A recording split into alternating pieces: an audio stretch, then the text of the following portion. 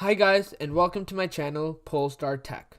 This is the first video in a series of Python tutorials that I will post. So let's get to it. In this video, we will be talking about the preface of Python, what you need to know before you actually dig in and get to learn Python hands-on.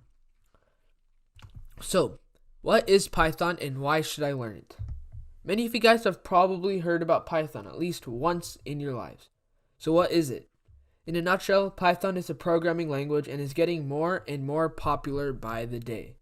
It's also very quick and easy to learn. Once you start writing programs more and more frequently, you can see how it correlates to basic English-like syntax. It can be used in a variety of different fields, such as web development, artificial intelligence, data science, and more. And it will help you build a strong foundation for other programming languages. If you're planning on learning more, Python is a great language to get you started. So let's take a small history flashback. The idea of Python was created by Guido van Rossum. Excuse me if I'm pronouncing his name wrong. But when Rossum created Python, he had a couple of key features in mind. One of which was he wanted Python to be a scripting language. A script is a program that controls other programs. Scripting languages are good for quick development and prototyping because they're good at passing messages from one component to another and handling fiddly stuff like memory management so that the programmer doesn't have to.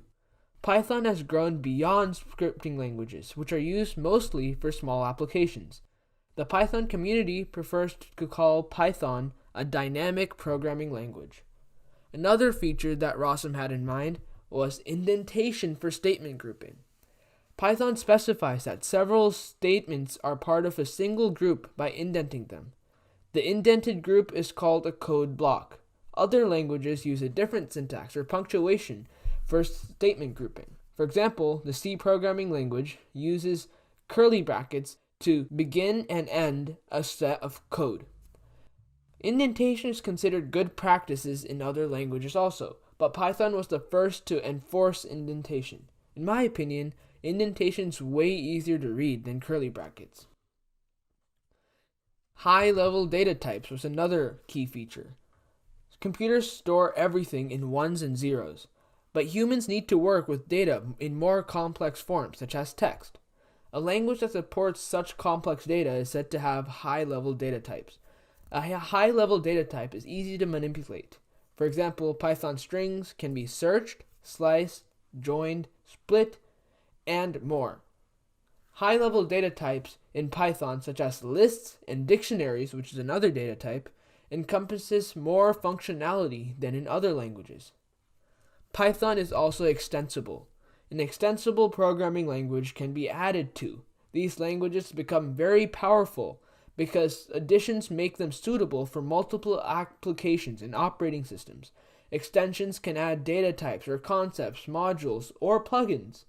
Python is extensible in several ways. A core group of programmers work on modifying and improving the language, while hundreds of other programmers write modules for specific purposes. Python is also an interpreted language. But to understand what an interpreted language is, we have to take a step back. What is a basic program? Every program is a set of instructions given to the computer. And both of these interpreters and compilers, which is another form of executing code, take that human-readable program, human-readable code, and converts it to computer-readable machine code.